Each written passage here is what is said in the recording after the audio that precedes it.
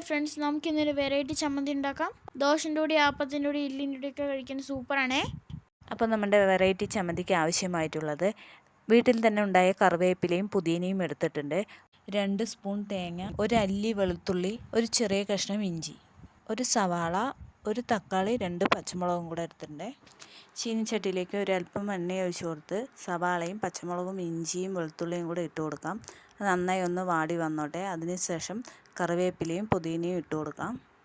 പുതിന വീട്ടിലുള്ളത് കൊണ്ടാണ് ഞാൻ ഇട്ടത്. പുതിന ഇല്ലെങ്കിലും കുഴപ്പമില്ല, നല്ല ടേസ്റ്റ് ഉണ്ടാവും. പുതിനയോ കറിവേപ്പിലയോ ഒന്നും വേണ്ട ഈ ചമ്മന്തിക്ക്. ഇതുപോലെ വാടി വന്നിട്ടുണ്ട്. അതിനുശേഷം തക്കാളി ഇട്ട് കൊടുക്കുന്നുണ്ട്. തക്കാളി ഒന്ന് കുഴഞ്ഞു വരുന്ന പരുവമാകുമ്പോൾ നമുക്ക് തേങ്ങയും കൂടെ ചേർത്ത് കൊടുക്കാം. തേങ്ങ ചേർത്ത് കൊടുത്ത് ഒരല്പം ആവശ്യത്തിനുള്ള ഉപ്പും കൂടെ ചേർത്ത് കൊടുക്കുന്നുണ്ട്.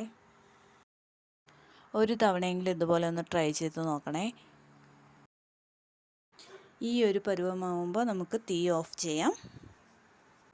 ഒന്ന് ചൂടാറി വന്നോട്ടെ. ചൂടാറി വന്ന ശേഷം നമുക്ക് മിക്സിയുടെ ജാറിലോട്ട് ഇട്ട് കൊടുത്ത് നല്ലതുപോലെ അരച്ചെടുക്കാം. വെള്ളമൊന്നും ചേർക്കേണ്ട ആവശ്യമില്ല. അപ്പോൾ ഇതാ നമ്മുടെ ചമ്മന്തി ഇവിടെ റെഡി ആയിട്ടുണ്ട്. ദോശയുടെ കൂടെ, ഇഡ്ലിയുടെ കൂടെ, ആപ്പത്തിൻ്റെ കൂടെയൊക്കെ കഴിക്കാം കേട്ടോ. വീഡിയോ ഇഷ്ടപ്പെട്ട സബ്സ്ക്രൈബ് ചെയ്യാൻ മറക്കല്ലേ. Okay, thank